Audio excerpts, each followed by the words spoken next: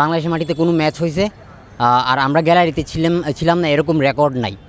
বর্তমানে আমরা এটার অপেক্ষায় আছি যে তারা আসলে টিকিটের বিষয়টাতে কি মানে কনফার্মেশন দেয়। এটা সিক্রেট, এটা এখন বলা যাবে না, এটা 10 তারিখে সবাই দেখতে পারবে। বাট হচ্ছে আসলে বর্তমান বাংলাদেশ ফুটবলের যে সিনারিও, পুরোটা সিনারিওই খুবই মানে সিনেমেটিক হতে যাচ্ছে। আমরা যারা এতদিন রোদে বৃষ্টিতে পুরো নিজের কাজকর্ম সব কিছু রেখে গ্যালারিতে পড়েছিলাম, আমরা আসলে এখন অনিশ্চয়তায় আছি আসলে আমরা ম্যাচটা কীভাবে উপভোগ করব। কারণ আমি একা না, আমার সাথে আমার ফুল একটা কমিউনিটি বিলং করে যারা সবসময় বাংলাদেশের সবগুলো ম্যাচেই উপস্থিত থাকে। 2020 সালের পর থেকে এখন অবধি as a platform, as a সংগঠন, আমাদের সংগঠন এখন পর্যন্ত বাংলাদেশ ন্যাশনাল টিম বলেন, ওমেন্স টিম বলেন, কিংবা বয়সভিত্তিক পর্যায়ের ওমেন্স বা মেন্স, বাংলাদেশের মাটিতে কোনো ম্যাচ হয়েছে আর আমরা গ্যালারিতে ছিলাম না এরকম রেকর্ড নাই। তো এই যে একটা মানে সামনের যে ম্যাচটা, এটা নিয়ে আমাদের যে এতদিনের ড্রিম, এতদিনের প্ল্যান, এতদিনের একটা পরিকল্পনা, এই ড্রিম পরিকল্পনা এই সব কিছুই ভেস্তে যাবে যদি আমরা সবাই একসাথে গ্যালারিতে বসে খেলা দেখার সুযোগ না পাই। Not as a single person, আমি একা ঢুকতে পারবো, বাট একা না, আমার পুরো কমিউনিটির যে একটা অংশ, আমরা যে একটা প্ল্যান করে রাখছি, পুরোটা প্ল্যান ডিপেন্ড করতেছে আসলে আমাদের সামনে এই টিকিটিং সিস্টেম নিয়ে যে ঝামেলাগুলো চলতেছে, এই ঝামেলাগুলো কীভাবে সমাধান হবে এটার উপর।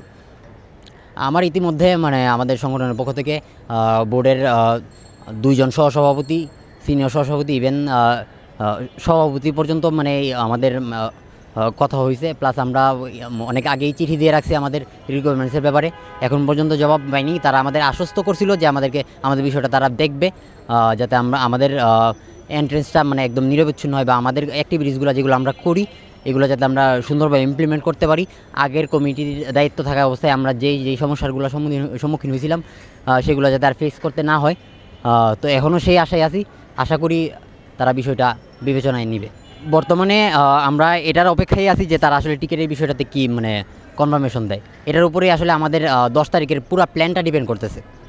এটা সিক্রেট, এটা এখন বলা যাবে না, এটা 10 তারিখে সবাই দেখতে পারবে। বাট হচ্ছে এমন কিছু হবে যেটা বাংলাদেশ তথা সাউথ এশিয়া তথা মানে এশিয়াতেও হয়তো হয় নাই কোনো দিন। এটা সম্পূর্ণ ডিপেন্ড করতেছে কোচের ট্যাকটিক্স আর কোচের প্ল্যানিংয়ের উপর। But as a player Fahmidul deserve two be in squad.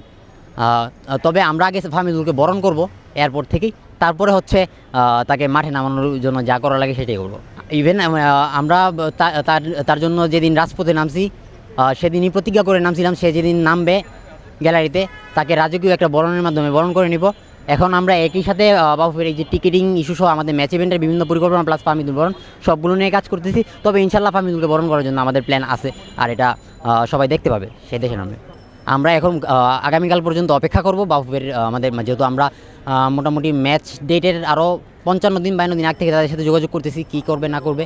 ইতিমধ্যে আমাদের পক্ষ থেকে চিঠিও দেওয়া হয়েছে, কয়েক দফা তাদের সাথে বসাও হয়েছে।